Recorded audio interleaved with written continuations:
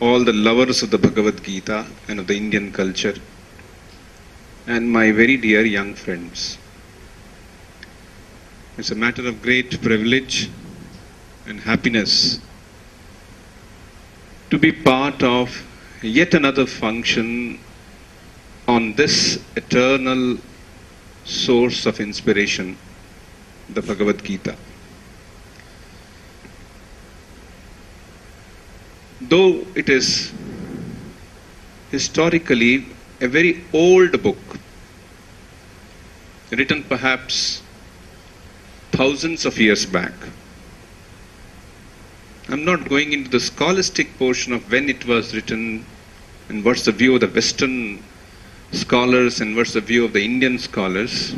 Sufficient to say that it's very old, and it has been the bedrock of Indian culture, Indian spiritual tradition for centuries.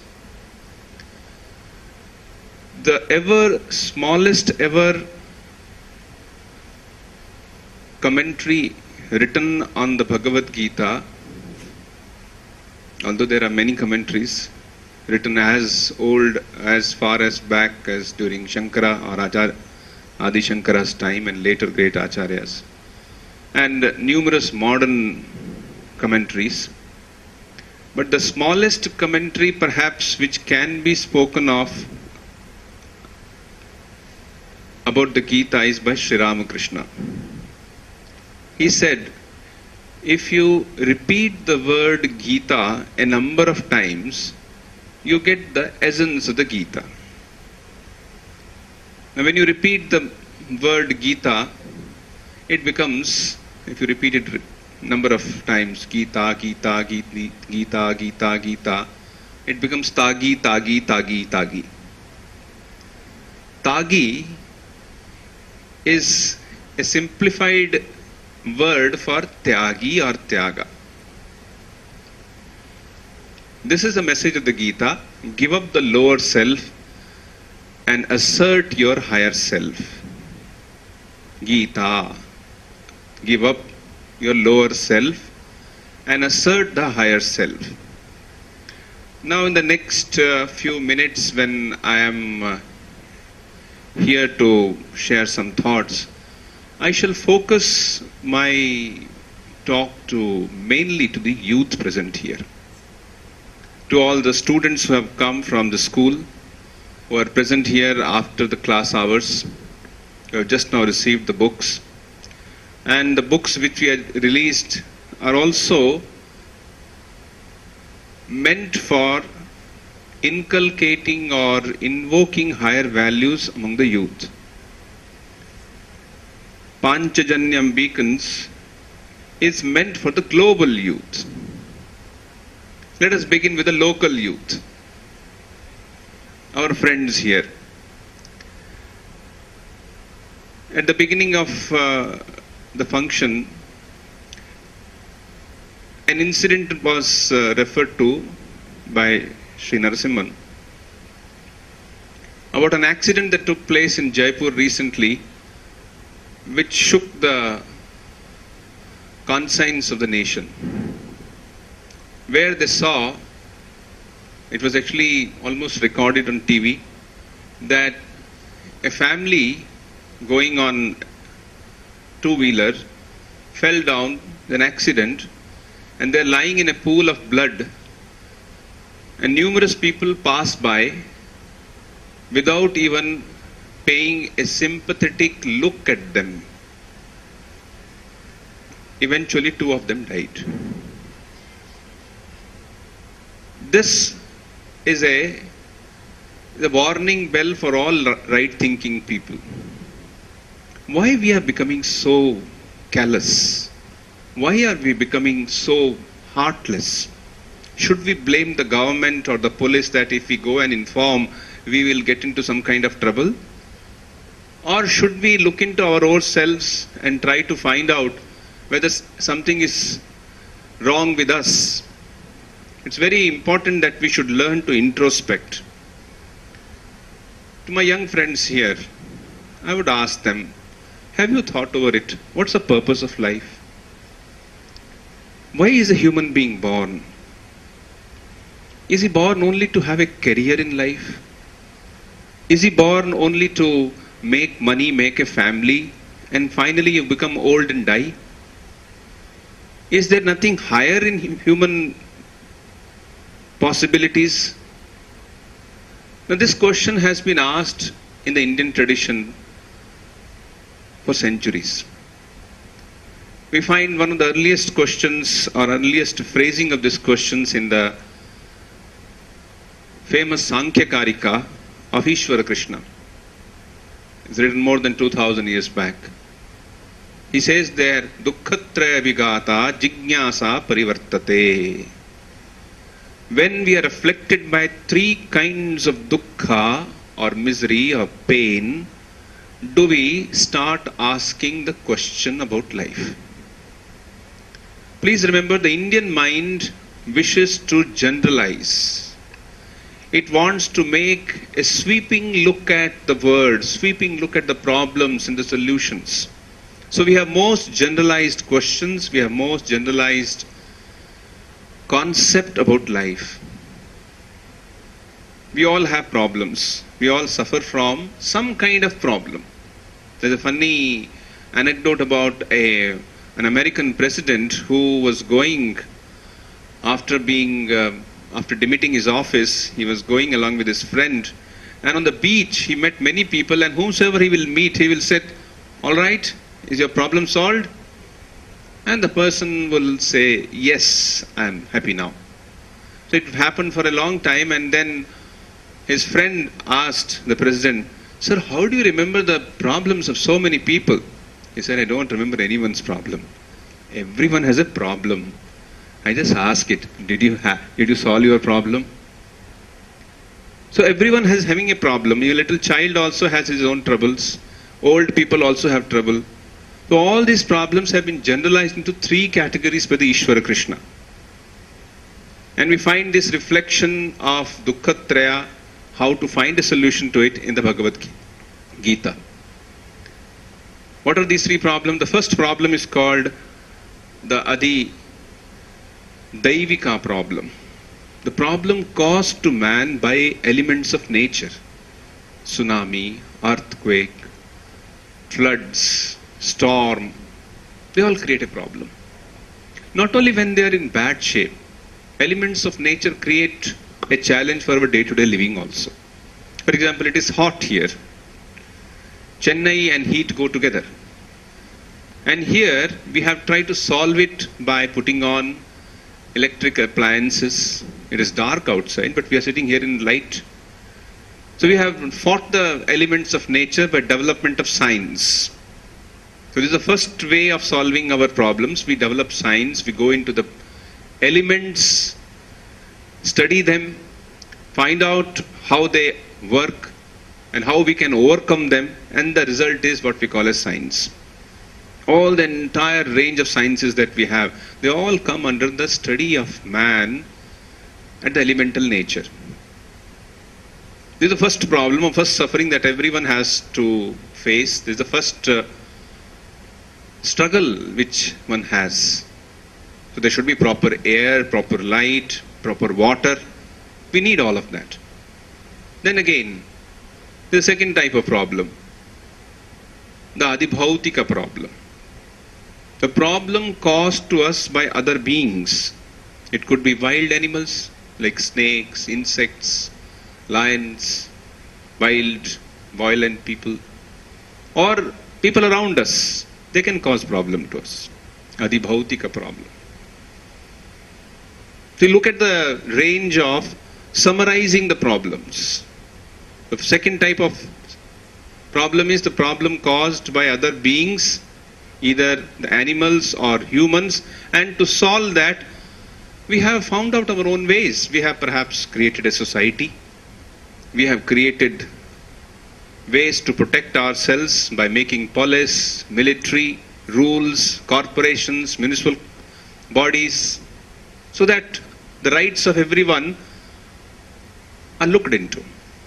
So there is some kind of a solution. Now, how much we are able to implement it is a question which is a constantly evolving issue.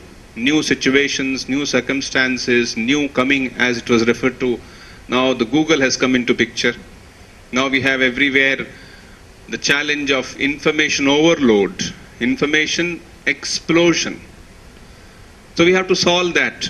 We have to find out how we can face this situation. The third type of problem is a problem that man creates for himself, by himself. It is known as Adhyatmika Dukkha. Adhyatma generally is associated with spirituality. But literally the word Adhyatma means that which is within us.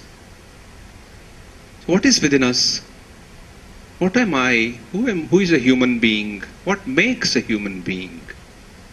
Acharya Shankara, in his commentary on the Bhagavad Gita, says, almost the beginning of the commentary, that as long as man exercises his viveka, his power of discernment, right thinking, he is a human being. When he loses the power of viveka, he is just a living being. Is any amount of utilization of thinking power is called viveka? Viveka is that where you have first of all tremendous faith in virtue, in dharma. Do we have faith that there is a power, an order, a cosmic order which operates this world, and we call it dharma? Dharma does not mean a religion. Dharma means that which integrates. Dharayate iti dharma. That which allows man to remain integrated with a higher reality. It does not allow it to disintegrate.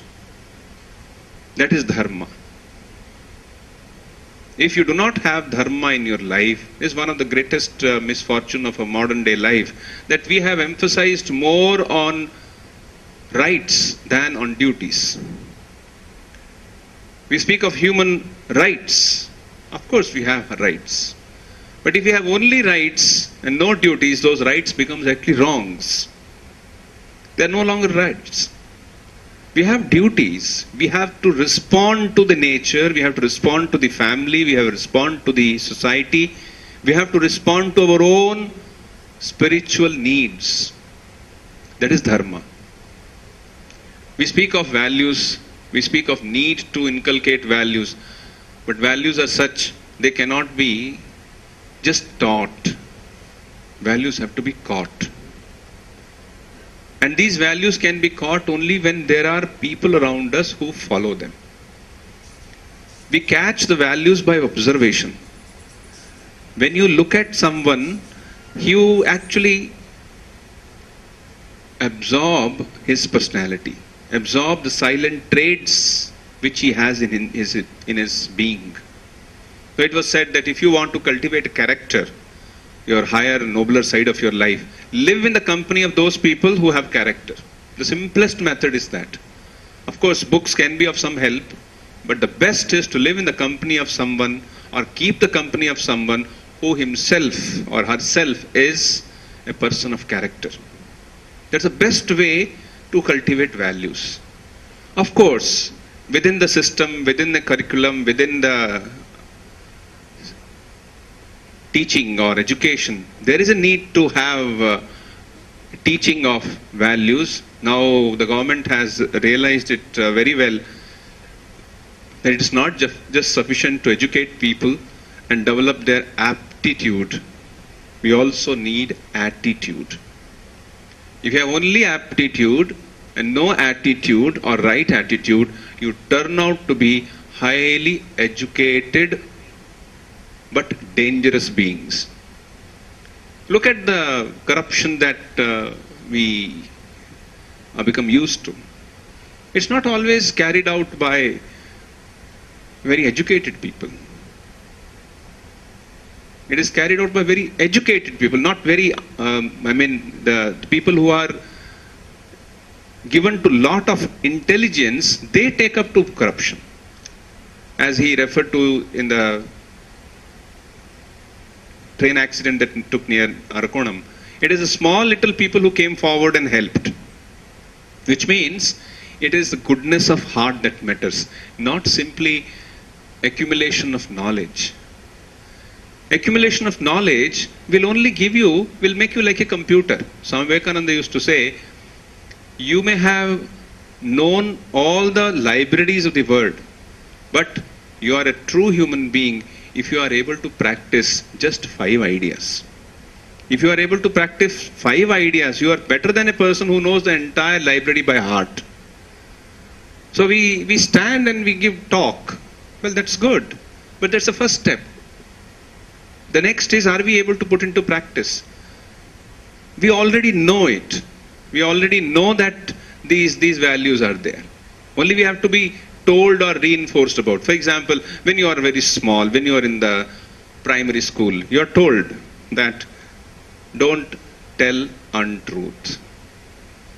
Is it such a big teaching? Be truthful. Do not hurt anybody. Do not trouble anybody. Be honest. Now just think over it further. These are very simple few things. Values, we don't have to write a whole PhD thesis to prove it. This is the very basis of life. In a family, for example, if you do not tell truth to the family members will lose the trust. A simple necessity of life. We expect others to be truthful. We want others to be honest. We want others to be punctual. But when it comes to us, we want to take liberty. Is that the right way of doing? Is it the right way of practicing higher values in life? We should rather first practice ourselves. That is how we can really put Bhagavad Gita into practice. Just one sentence is sufficient to make someone practice these values. Just one. You don't need entire Bhagavad Gita. Mr. Parsarthi has put 15 shlokas, and he has also given the 10 commandments in the book you will find in one of the chapters. That is trying to summarize, trying to simplify, trying to make the things easier. Because things are very easy, but we have in our mind, we think, oh, living this kind of honest life or life of values in today's world is very difficult. And then we look around and they say, why there is so much of misery, so much of corruption, so many problems in life?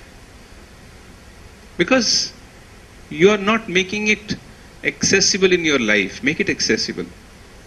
So Bhagavad Gita is a remarkable source of inspiration. It's like a river. Now when you go to a river, you say, is it the water that is flowing, is it old or is it new? Is the river new or is the river old? You may say a river is old. It is flowing for last 7,000 years or 10,000 years. But same river is giving you the water, giving you the source of life. Though it is old, though Bhagavad Gita, for example, is old, it continues to give you the strength that you require. There was this young man who once went to his uncle's house, and there he found the uncle reading the Bhagavad Gita. This young man asked his uncle, do you still believe in these things? Do you think that these are practicable? To which his uncle asked him, where are you going? He said, well, I am going to the market. What for? He said, to buy some paint and some vegetables.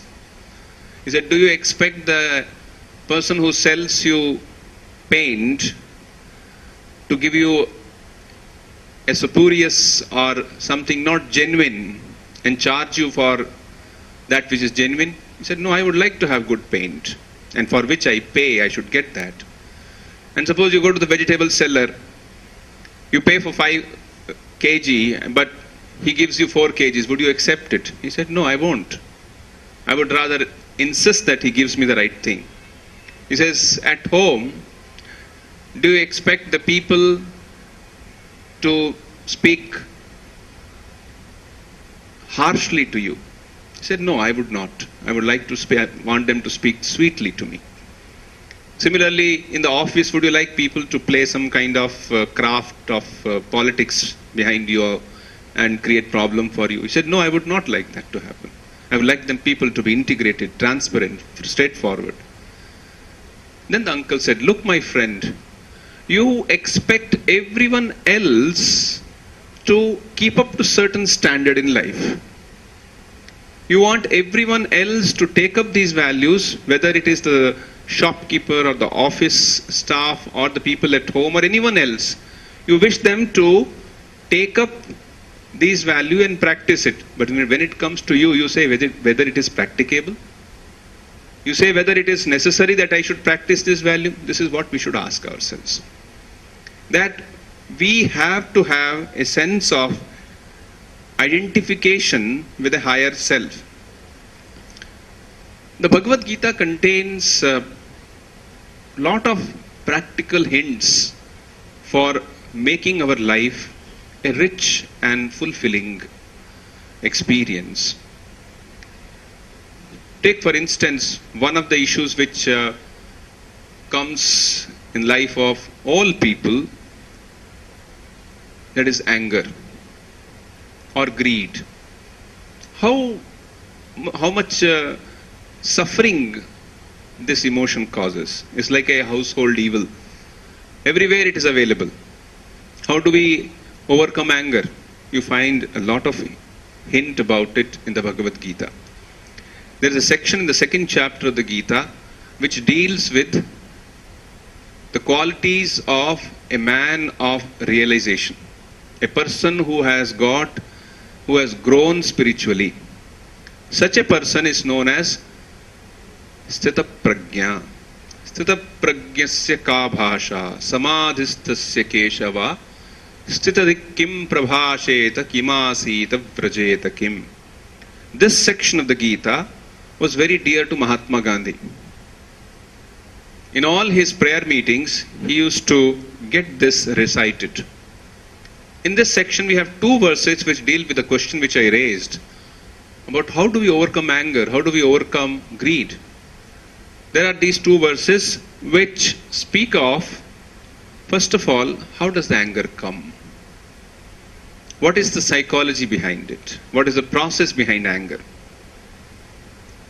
We generally recognize the object or the person or the situation as causing us anger, but we do not go into the psychology of it.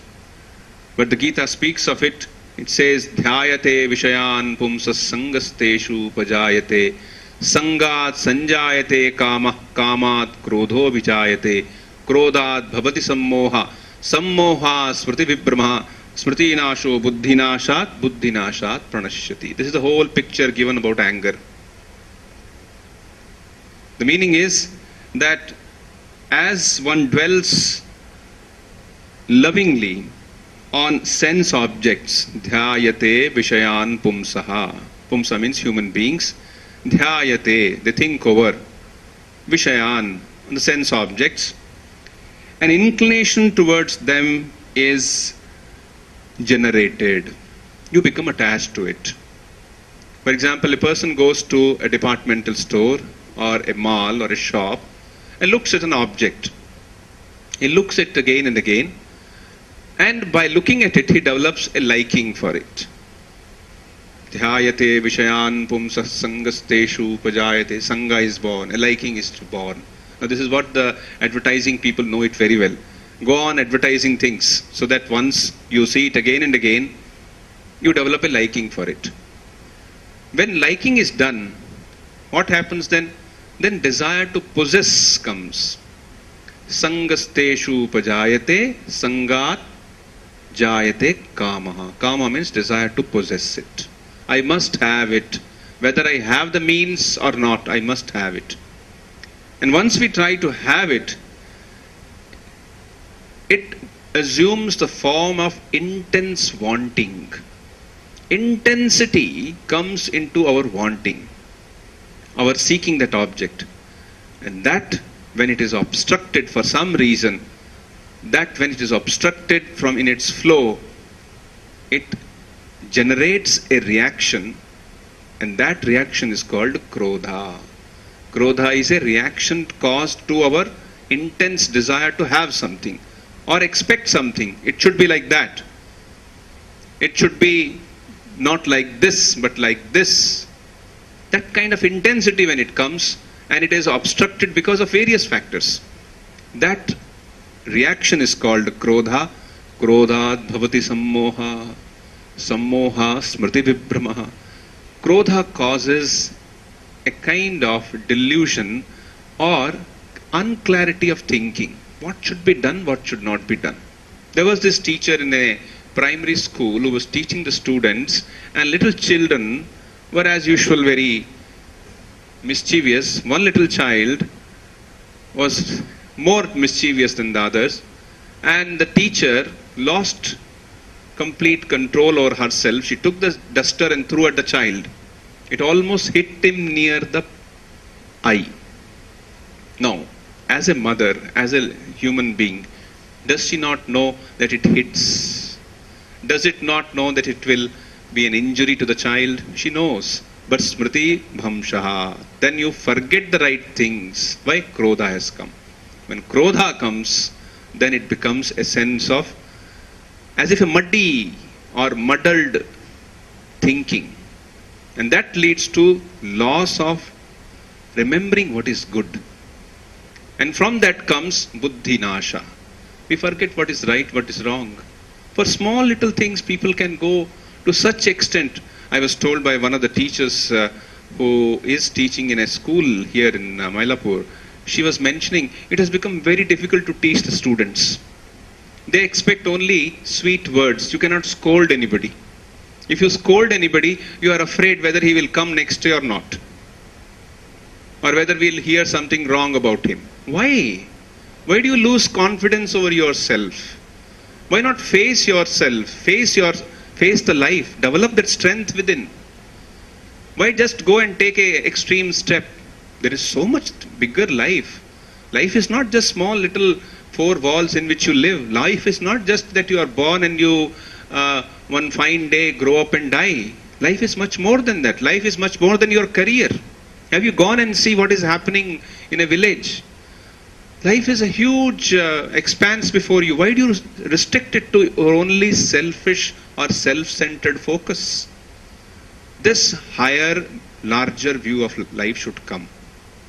So whenever we read the Bhagavad Gita, whenever we read the holy scriptures that have come down to us, we must remember they are not meant as an intellectual pleasure of some scholars, but they are meant as source of strength, a source of finding a meaning in life, a meaning in self-control, a meaning in understanding life situations.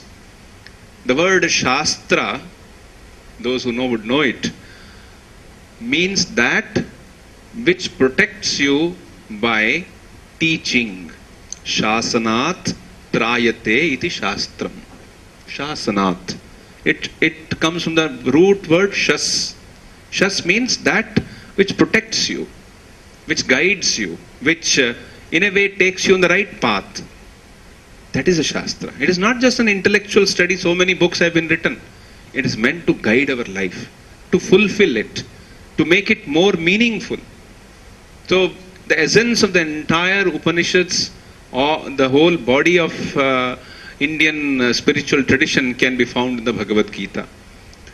It is the best commentary on the Upanishads. It is the best commentary on the spiritual tradition of India. I am very happy that we have all gathered here to celebrate one such release, the release of the Bhagavad Gita's new way of looking at it. I was just talking to Mr. Pasarthi before coming here. Suppose someone makes a library of the Bhagavad Gita publications all over the world, in all languages, all publications, all now PowerPoint presentations, pictures, whatever, it would be a huge thing. The book has been translated into practically all languages. Plus, people have written now and then, like Mr. Pasarthi has written, their understanding of the Bhagavad Gita, because they have found something meaningful in that. They found something which is fulfilling. That gives them a direction in life. My young friends, please try to have a spiritual ideal in life. By spiritual ideal does not mean that you become monks. It doesn't mean that you have to become and assume an externally religious life. That is secondary. Primary thing is that it will make you better human beings. It should make you into the human beings which are the need of the hour. Men, these are wanted. Everything else will come. But we want strong, vigorous men. Sincere to the backbone. You make any system in the world, any democracy, or any political or administrative system, it is a man behind the system that matters most. So please try to remember the meaning of spirituality is that we become better human beings. Better. Don't say we are bad. From good to better. Don't say that we have done something wrong, we are sinners, we are bad. No, we have done something good. We have made mistakes also, but we can improve, we can become better. So we have in the Bhagavad Gita various aspects of life, such as how to work, the karma, how to have devotion, or tremendous bhakti for the Lord. We have the jnana, or the knowledge of the self. Now this one lecture is not meant to give you the overview of the whole Bhagavad Gita, it's only to ignite in you a little desire to read this further, to take up yourself. You're all educated people. You are one of those blessed people in this world who have got the education, because not everyone goes to school. Not everyone comes to the standard to which you're studying either. Many of them drop off in between. If you know the larger picture of India itself, with 120 crore people, you find not everyone has got chance to study as you are studying. So be thankful for that, and be thankful also that you are introduced to these higher ideas at a young age. Please try to absorb it. Please try to think over it.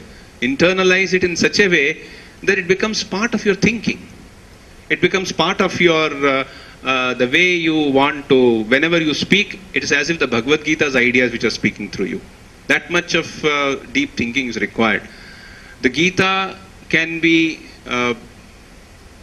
memorized, 700 shlokas, there are people who memorize, and that's wonderful that you do it. But even more than that, more than memorization, it is following even just one verse in your life that can give you enough peace and strength. There's a famous statement by Ralph Waldo Emerson, the famous transcendentalist of the Californian area in America. He said that one verse of the Gita is of more value than the entire state of Massachusetts put together. Now, this was written some 180 or 90 years back. He said, entire state of Massachusetts, that is such a huge American state, is nothing before one little verse from this Gita. He came in touch with the Gita through one of his friends. So this is what we should remember again and again, that there is life-giving force in these books. And that life-giving force, very interestingly, now it is coming back to us through the West. So Western authors, they take up these ideas and they write beautiful books, and we go and buy it. And we say, yes, now this is meant for us. When you read those books, you will realize that they are nothing but what is being said in the Gita, because they are based on eternal ideas. They are not man-made. Just as the science ideas are not man-made, the law of Newton was not made by Newton. It existed even before Newton came. Because Newton discovered it, we call it the law of Newton. It's not Newton's personal property. Likewise, the Gita is not anyone's property. It is open to all, and anyone who can read it with that attitude of deriving strength from it, guidance from it, he will find that the Gita has been a great friend and a great sense of peace and strength you will get. With these few words, I shall conclude. I was told that if there are any questions or any interaction required, we'll be welcome to have it. Thank you. Namaskar.